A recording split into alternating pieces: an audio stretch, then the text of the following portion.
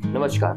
धमतरिया के गोट से मैं प्रतीक पटनायक। हमारी सीरीज खास मुलाकात में लगातार हमने बहुत खास मेहमानों को बुलाया, अलग अलग क्षेत्र से मेहमानों को बुलाया, आपसे मिलवाया, आपसे परिचय करवाया और उनके जीवन की कहानी जानकर आप भी जरूर प्रेरित हुए होंगे। आज ऐसे ही एक और एपिसोड में हमारे साथ बहुत ही खास मेहमान हैं जिनकी जर्नी आपको इंस्पायर करेगी, जिनकी कहानी आपको सोचने पे मजबूर करेगी कि कैसे आप एक लक्ष्य को तय करें, कैसे आप उस लक्ष्य को लेकर आगे बढ़े और लगातार चाहे उम्र की सीमा ही क्यों ना सामने आ जाए, उस उम्र की सीमा को तोड़ते हुए भी लगातार उस लक्ष्य के प्रति निष्ठुर रहे, उस लक्ष्य के प्रति आगे बढ़ते रहे, कर्तव्य बोधित रहे और उस लक्ष्य को प्राप्त करें। हमारे साथ स्टूडियो में दिनेश सोनकर मौजूद है। जी हाँ, सही सुना आपने, दिनेश सोनकर। इनके नाम से आप सभी वाकिफ हैं और क्यों, उसकी वजह ये है कि थोड़े दिन पहले आपने न्यूज चैनलों में, न्यूज़पेपरों के माध्यम से ये चीज की जानकारी आपको हुई होगी कि उन्होंने धमतरी से जो है भारत का प्रतिनिधित्व किया और भारत को जो है 2 गोल्ड मेडल दिलाया एथलेटिक्स में। आइए उनसे बात करते हैं और जानते हैं उनके जीवन के सफर में। मैं सबसे पहले आपका स्वागत करता हूँ हमारे चैनल पे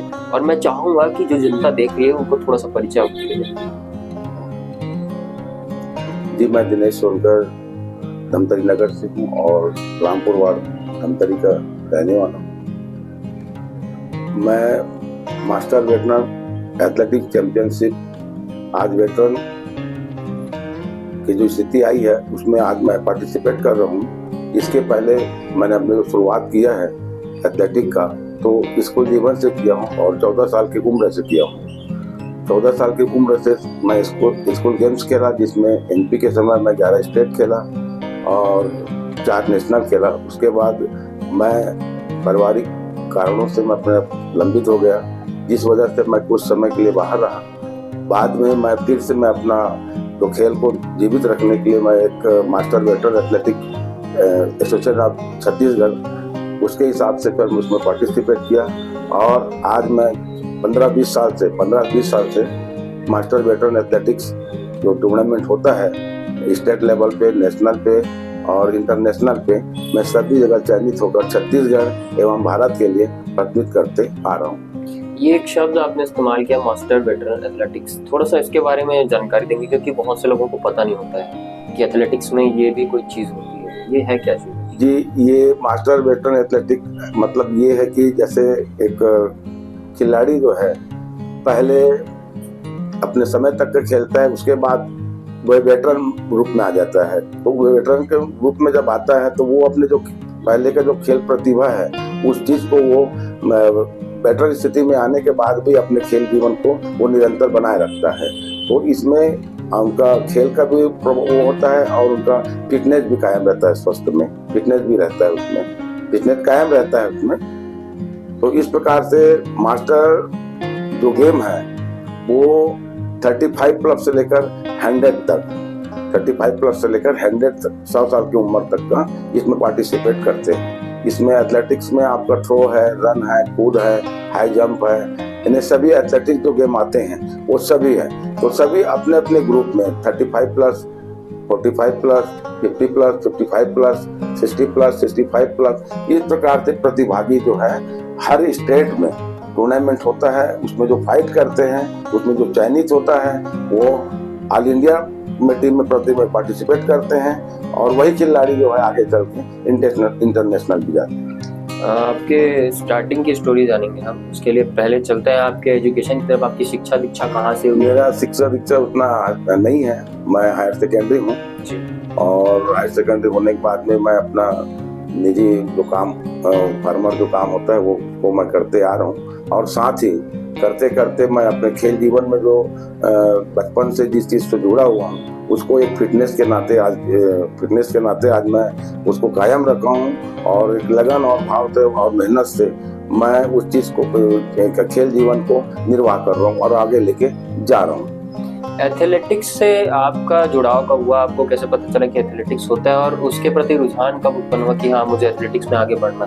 जी, मैं स्कूल जीवन में स्टेट और नेशनल खेलने के बाद में मुझे जानकारी मिला कि आज से 20 साल पहले भिलाई में जयंती स्टेडियम में प्रकार से वेटरन एथलेटिक जो होता है वो पिल्ले सर जी देखते हैं और पिल्ले सर जी एक टीम बना के छत्तीसगढ़ को लेके जाते हैं ऑल इंडिया टूर्नामेंट में करके। तो मैं उनसे संपर्क किया और वहीं से मैं अपना पार्टिसिपेट करना शुरू किया वहीं से, और वहीं से मैं चयनित होकर आज 2024 तक मैं 100 से ज़्यादा मेडल ले चुका हूँ और 50 से ज़्यादा नेशनल खेल चुका हूँ, और दो बार मेरा इंटरनेशनल हुआ है। एक बार अभी जापान में 2019 में हुआ था कोरोना काल में, क्योंकि नहीं जा पाया मैं, और सेकंड बार अभी मेरा नेपाल में हुआ था जिसमें मैं पार्टिसिपेट किया हूँ। आप एथलेटिक्स के कौन से स्पोर्ट्स में, क्योंकि आप अभी जीत के आए हैं, थोड़ा सा उसके बारे में बताइए कि कौन कौन से स्पोर्ट्स में आप ज़्यादा रुचि रखते हैं और कौन सा फील्ड आपका है और किस किस फील्ड में आपने जीत हासिल की है? जी, मैं वैसे मेरा थ्रो इवेंट्स है, मैं शॉट पुट, डिस्कस, जैवलिन और हैमर थ्रो, ये चारों इवेंट्स है। मेरा मेन जो इवेंट्स है डिस्कस थ्रो, शॉट पुट और हैमर, मैं तीनों को करता हूँ और तीनों में ही पार्टिसिपेट करता हूँ और तीनों में ही मैं अपना जिम्मेदारी को निर्वाह करता हूँ और बहुत अच्छे ढंग से, मजबूती से और मैं मेहनत से करके मैं इस चीज़ को पार्टिसिपेट करता हूँ। अभी देखा जाता है, अभी और पहले की भी बात कर लें कि किसी अभिभावक की बात कर लें, बच्चों के जो पेरेंट्स होते हैं उनकी बात कर लें, तो उनका ये मानना है कि पढ़ लिख करके अफसर बनना ही सही रहा है, क्योंकि आज के दौर पे जिस हिसाब से चले आ रही है सभ्यता, जो भी चली आ रही है, उसमें यही देखा गया है कि ऑफिसर बन जाओ या फिर कोई पोस्ट लेके बैठ जाओ। ऐसे में खेल को उतना ज़्यादा तवज्जो नहीं दिया जाता और खेल को उतना ज़्यादा सपोर्ट भी नहीं मिल पाता। इसके बारे में थोड़ा सा कहना चाहेंगे कुछ? देखिए, खेल ऐसा है कि आप खेल जीवन को आप देखते आ रहे हैं, सिर्फ पत्रों के माध्यम से बोलो या टीवी के माध्यम से बोलो, और हमारे जैसे अभी मोदी जी जब से अभी हमारे भारत में आए हैं तो सारी चीज़ों को जानने का अवसर मिला है सभी को, और ख़ास तौर पे खेल जीवन को उन्होंने एक अच्छे मुकाम तक पहुंचाने के लिए हर स्तर पे, गांव से लेकर शहर तक का और देश तक का, उन्होंने हर संभव प्रयास किया कि खिलाड़ी वहां से निकले, उनकी सारी व्यवस्था को एक प्रोत्साहन के रूप में दे रहे हैं, और तब जान रहे कि खिलाड़ी की विशेषता के उनको सपोर्ट भी मिल रहा है थोड़ा। तो इस प्रकार से खिलाड़ी अपने आप को एक तैयार करके इस प्लेटफॉर्म तक पहुंचने का प्रयास कर रहे हैं। सवाल भी रहता है कि लोगों की मानसिकता कैसे बदली जाएगी। कितनी भी प्रोत्साहन राशि की बात करें, लेकिन कई ऐसे अभिभावक होते हैं जो आज भी ये सोचते हैं कि बच्चों को खेल से दूर रहना चाहिए, खेल में वक्त बर्बाद करने से उनका वो वक्त चला जाएगा जिस वक्त में वो कोई सरकारी नौकरी पकड़ के बैठ सकते। तो वो रुझान को कैसे बदला जाए, खेल की तरफ खिंचाव कैसे बढ़ाया जाए? ये एक कहना चाहिए कि पर्टिकुलर आदमी को एक दिन के हिसाब से रोज सबको काम अपना अपना दिनचर्या निभाना है, करना है। तो एक ऐसा समय भी है कि आधे घंटे हर आदमी को समय मिलता है, और आधे घंटे जो समय होता है वो मॉर्निंग कॉल होता है या इवनिंग कॉल होता है। तो वो समय जो है आदमी के पास पर्याप्त समय रहता है। उस समय में अगर आधे घंटे अपना, कोई जरूरी नहीं है कि उनको थ्रो करना है या कूदना है या जंप करना है, ऐसा कुछ नहीं है। यानी उस खेल को स्वस्थ के नाम, फिटनेस के नाम से बोलो या स्वस्थ के नाम से बोलिए, आप उस समय को, खेल को आधे घंटे आप समय दे सकते हैं और उस समय देख के उसको रुझान पैदा कर सकते हैं। आप अपने आप में कॉन्फिडेंस होगा, आप स्वस्थ भी रहेंगे, अच्छा लगेगा, ये सारी चीजें हैं। तो समय निकालने के ऊपर है, आप स्वयं निकाल सकते हैं इसको। बाकी समय तो अपना दिनचर्या ही है। तो शाम का भी समय होता है, सुबह भी समय होता है। आदमी वॉकिंग डे आदमी करते हैं, मॉर्निंग वॉक करते हैं, तो ये हिसाब से अपना भी समय निकाल के अपना ग्राउंड में अपना आधे घंटे निकाल सकते हैं। बात करेंगे धमतरी के युवाओं की, और धमतरी में खेल प्रतिभा जाहिर सी बात है अभी मौजूद है, लेकिन धमतरी में अभी भी कुछ चीज़ों की कमी देखी जाती है, खेल के लिए बढ़ावा नहीं मिल रहा है। तो आप क्या देखते हैं, कौन सी कमी आखिर धमतरी में जिसकी वजह से खेल प्रतिभा जो है ढंग से निखर नहीं पा रही है? बात है कि जैसे अभी खेल युवा कल्याण विभाग जो गवर्नमेंट जो है वो अपना खेल युवा स्कूल गेम्स वगैरह जो होते हैं, स्टेट है, आपका नेशनल है, उसमें कुछ हद तक प्रयास किए हैं कि उसमें कुछ नंबर दिया जाए पेपरों में, बोर्ड परीक्षा में, और उनको जो राशि दी जाती है प्रोत्साहन के रूप में। तो इस प्रकार से भी आज बच्चे उनको प्रभावित हुए हैं और खेल को अपना एक विषय माने हैं, आप विषय मान के उस चीज को आज प्रयास कर रहे हैं उस चीज को। तो ये अब वेटरन है, स्कूल गेम में जो होता है वो तो गवर्नमेंट कर ही रहे हैं। आप पेपरों के माध्यम से जो अंक मिलता है और प्रोत्साहन के रूप में जो मिलता है, पर अन्य और चीजें जैसे यूनिवर्सिटी है आपका और वेटरन है, तो उनको जो व्यवस्था होना चाहिए। जैसे हमारे धमतरी जिला में 8-10 एथलेटिक के खिलाड़ी, तो कम से कम उसके लिए एक ग्राउंड होना चाहिए, ग्राउंड में सुविधा होनी चाहिए। जैसे आज हमारे मिशन ग्राउंड है, आपका एक क्लब के ग्राउंड है रोटरी और पीटी कॉलेज ग्राउंड, तो आप देखिए सिर्फ ग्राउंड बना हुआ है, क्योंकि प्लेयर फुटबॉल ही नहीं खेलते, एथलेटिक्स में भी रहते हैं, तो एक कमी वहाँ नजर आती है कि चलो लॉन्ग जंप करना है या हाई जंप करना है, तो वहाँ पे वो सुविधा नहीं है, वो सुविधा बनाया नहीं है। तो इस प्रकार से बहुत सारी चीजें हैं। जैसे ट्रैक है, ट्रैक के हिसाब से आदमी रन करते हैं, आदमी दौड़ते हैं, 400 का ट्रैक हो, 800 का ट्रैक हो, 1500 मीटर का ट्रैक हो, 5000 मीटर का ट्रैक हो, तो ऐसा ट्रैक से भी वो भी चीज हमारे धमतरी में उपलब्ध नहीं है। तो एक कमी तो ये सारी चीजें हैं, वो व्यवस्थित होनी चाहिए एथलेटिक के माध्यम से। एथलेटिक जो चाहता है वो ग्राउंड मांगता है, तो वो ये सब चीजें हमारे पास धमतरी में नहीं है, और इस प्रकार से इसी कारण से खेल का रुझान नहीं दिखता, और वहाँ पे बच्चे जो है वो भी नहीं दिखता। अगर ग्राउंड रहे तो ये सारे बच्चे अब वहाँ पे सब चीज दिखेंगे। अगला क्वेश्चन ये रहेगा कि धमतरी जिले में देखा गया युवा अधिकतर नशे का शिकार है, क्या कारण आप मानते हैं कि युवा का रुझान जो है इन सब चीजों से हटके नशे की तरफ जा रहा है? जी, मैं बहुत अच्छी बात कहें आपने। मैं इस उम्र में आज 55 प्लस मेरा उम्र जो है, और मुझे बहुत भावुक हो जाता हूँ कि इस प्रकार से जब स्थिति आती है कि हमारे धमतरी में जो नशा है, बच्चे लोग जो कर रहे हैं, देख रहे हैं, समझ रहे हैं, सब चीज कर रहे हैं, तो आज मैं यहीं का ही बच्चा हूँ और यहीं का रहने वाला हूँ, और आज इस उम्र में हूँ, और इस उम्र में मैं लगातार 20 साल से पर एक पहचान के रूप में हूँ कि इस उम्र में भी उन्होंने एथलेटिक्स में टूर्नामेंट में भाग लेते हैं धमतरी नगर से, और छत्तीसगढ़ के लिए भी और अपने राज्य के लिए भी खेल के आते हैं। तो उनको समझना चाहिए, देखना चाहिए, सीखना चाहिए कुछ यार। तो इस प्रकार से मैं आज भावुक हो रहा हूँ कि मैं एक संदेश देना चाहता हूँ इस उम्र के हिसाब से। अगर आदमी, सबके पास काम है, पर समय अगर रहे आदमी के पास और स्वस्थ रहे, पैसे रहने से होता कुछ नहीं है। पैसा अगर आपके पास कमा लिया, रह भी गया, स्वस्थ नहीं हो, कोई मतलब नहीं है। तो एक जीवन में पढ़ाई के साथ साथ में हमारे जीवन में एक समय अगर हम आधा घंटा निकाल लेते हैं, तो एक स्वस्थ जीवन, खेल का भी खेल रहेगा और अपने जीवन में अपना स्वस्थ भी रहेंगे और फिटनेस बना रहेगा। यही मैं आशा करता हूँ। सवाल मेरा ये था कि नशे की तरफ रुझान का कारण क्या है, क्यों बच्चे नशे की तरफ जा रहे हैं? कारण बहुत सारी चीजें होती है। जैसे हमारे नवयुवक बच्चे लोग,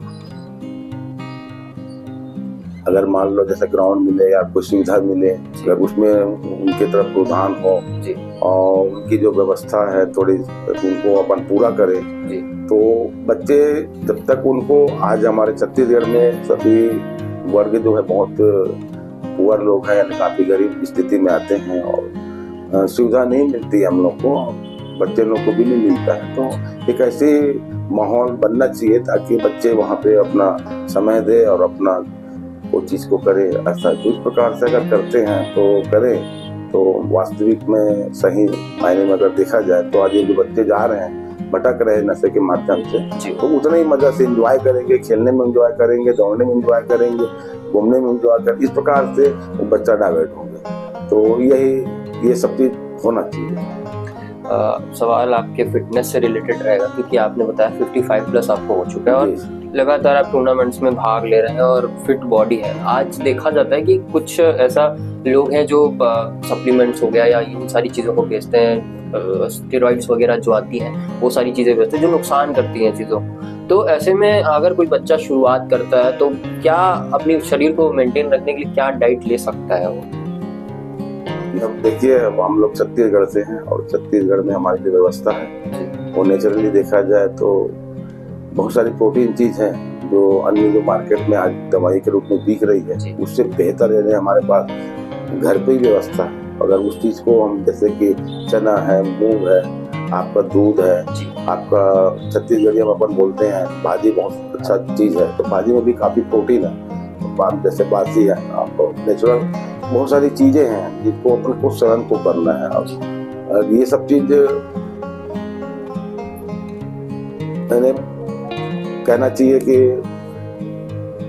जो जैसे आप देखिए, आप नेचुरली हम छत्तीसगढ़ के आदमी है, हम छत्तीसगढ़ के हैं निवासी हैं, और छत्तीसगढ़ में हम लोग भी आहार मिलता है प्रोटीन के रूप में लेते हैं। और आप एक बॉडी बिल्डर को आप रखिए या वेट लिफ्टर को आप सामने रखिए, तो एक एथलेटिक वाले के सामने में वेट लिफ्टर जो है वो बहुत कमजोर है, सिर्फ देखने का रहेगा, क्योंकि उनकी बॉडी नेचुरल उनको दिखाना है जी। अगर आप बोलेंगे कि उनको आप दौड़ो या फेंको तो वो कहीं नहीं कर पाएंगे। तो नेचुरली होता क्या है कि आज हम अपने छत्तीसगढ़िया जो खाना खा के हम जो फिट है, और उस फिट के हिसाब से आज हम अपने आप को मैनेजमेंट जो किए हैं, यानी आज की स्थिति में जो नशा होता है, जैसे नशे से दूर है, सभी चीजों से दूर है, आदमी को त्याग करना पड़ता है कि इस चीज को पाने के लिए किस चीज को आप त्याग करोगे तभी उस चीज को आप पूरा कर पाओगे।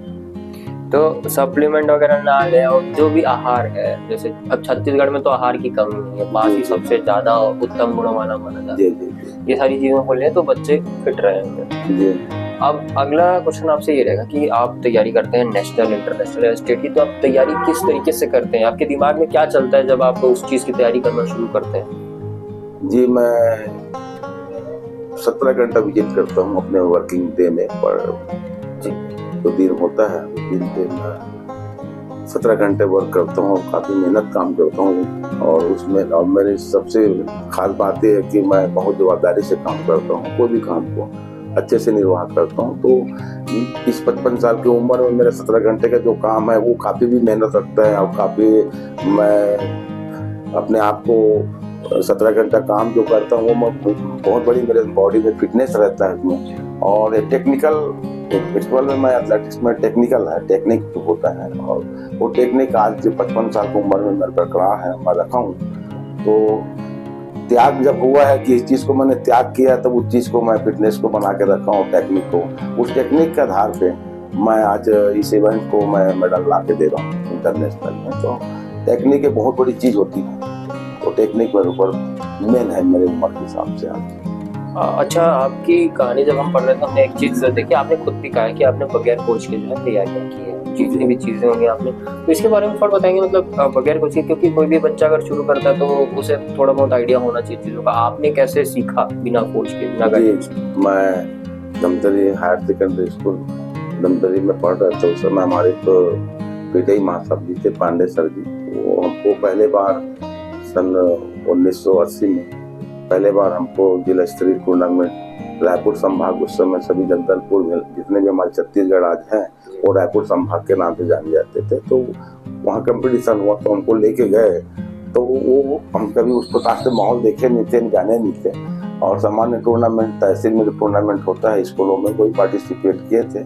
क्योंकि आप रायपुर सहरसा हमको लेके गए, तो वहाँ पे अपने तो हम तो देख के अब कुछ कर नहीं पाए, पर इतना जरूर देखे कि वो जो फेंक रहे थे, दौड़ रहे थे, उसको अपने देखने के बाद में जब वो हमारे पास कभी भले ही आज हम हार गए, तो हम उस चीज को देखे, और देखने के बाद में हम उस चीज को उसी दिन से हमने प्रयास करना शुरू कर दिया, उसी दिन से। और इस प्रकार से हमारे आप में प्रेरणा मिल गया, और उस प्रेरणा के तहत में हम निरंतर आगे बढ़ने का प्रयास किया। और उसी सब चीजों को देखकर आज हम पार्टिसिपेट किए जिला स्तर पे, स्टेट पे, नेशनल पे।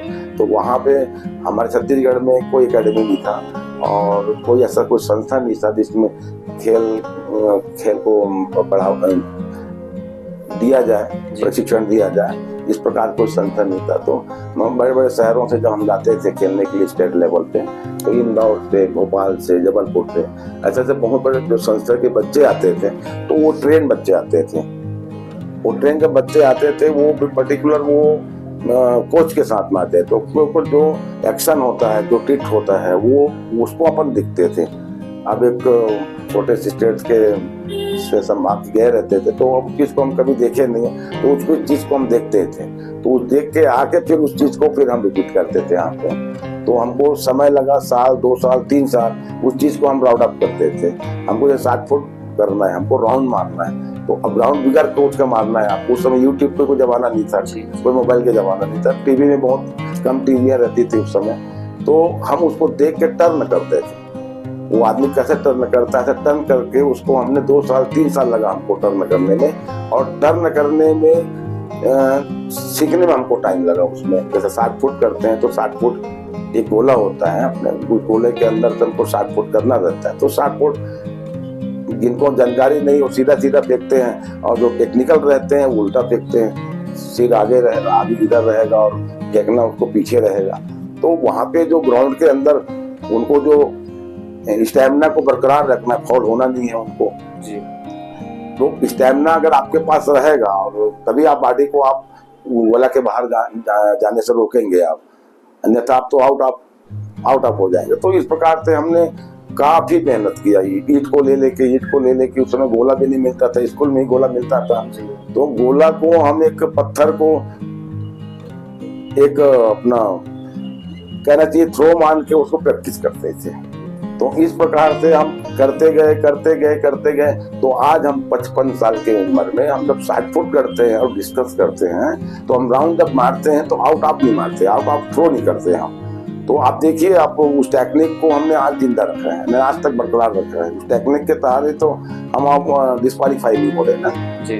अगर हम सही हैं तब आप डिस्क्वालीफाई नहीं है। होता है थ्रो डिस्क्वालीफाई हो जाता है आदमी का, थ्रो तो है, थ्रो अगर सही जाता है, थ्रो सही पड़ता है तो आप देखिए, अगर राष्ट्रीय स्तर पर खिलाड़ी कोई अच्छे खिलाड़ी हैं और खिलाड़ी जब पार्टिसिपेट करते रहते हैं तो उस दरम्यान में होता क्या है कि थ्रो उस समय मानसिकता कुछ अलग रहती है प्लेयर का, तो अलग ही रहता है। तो हो सकता है सही थ्रो गया तो थ्रो है, और नहीं तो आउट भी हो जाता है। तो वो जनरली है, पर ग्राउंड के अंदर इस उम्र में 60 फुट डिस्कस और हैमर मारना और फॉल नहीं होना, ये बहुत बड़ी बात है जी। आप उस समय से लेकर के आज तक आपने धमतरी को देखा, धमतरी में आज भी जहाँ तक हम जानते हैं कोई पर्टिकुलर स्पोर्ट्स संस्था नहीं है, और ऊपर से एथलेटिक्स के लिए तो कोई संस्था नहीं है, कोई कोच नहीं है। ऐसे में आपने कुछ सोच रखा है धमतरी के बच्चों के लिए, आपकी तरफ से आप क्या करना चाहेंगे आगे चल के? मैं निश्चित मैं बहुत पुअर फैमिली से बिलोंग करता हूँ, इसलिए और मेरे पास तो ऐसी कोई व्यवस्था नहीं है जिसमें मैं अपना समय एकेडमिक रूप में दे पाऊँ। पर मेरा प्रयास है कि मैं अच्छा खिलाड़ी और मैं भविष्य में आशा करता हूँ, और मेरा पूरा ध्यान है कि मैं अपना समय निकाल के उस समय मेरी स्थिति ठीक हो जाने के बाद में किस तरह, क्योंकि 55 साल की उम्र हो गया हूँ, साल 2 साल और अच्छे से रहा और अपना सही स्थिति बना लिया, तो एक अकेडमी खोल के मैं बच्चों को हर संभव फ्री में जो होता है मेरे से जितना समय बन सकता है मैं उतना देने का पूरा प्रयास करूंगा।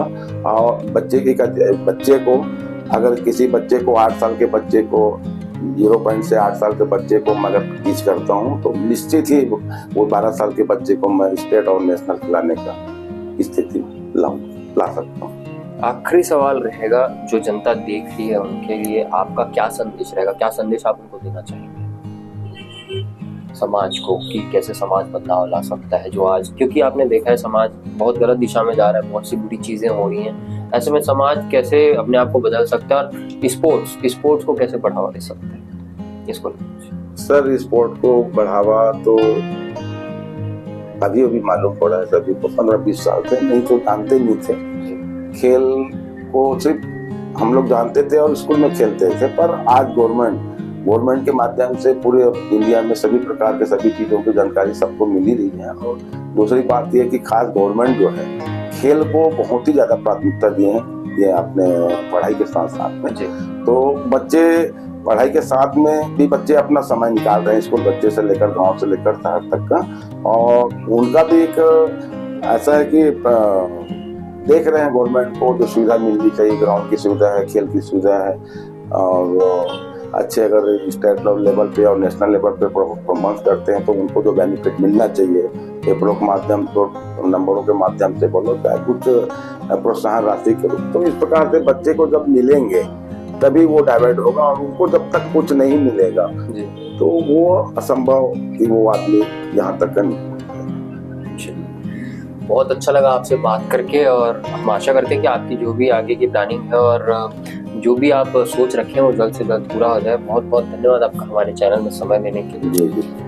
धमतरी के गुट के इस खास मुलाकात के एक और एपिसोड में एक और बहुत ही खास मेहमान से हमने बातचीत की। अगली बार फिर एक नए एपिसोड में फिर एक नए मेहमान के साथ आपसे मुलाकात होगी, तब तक के लिए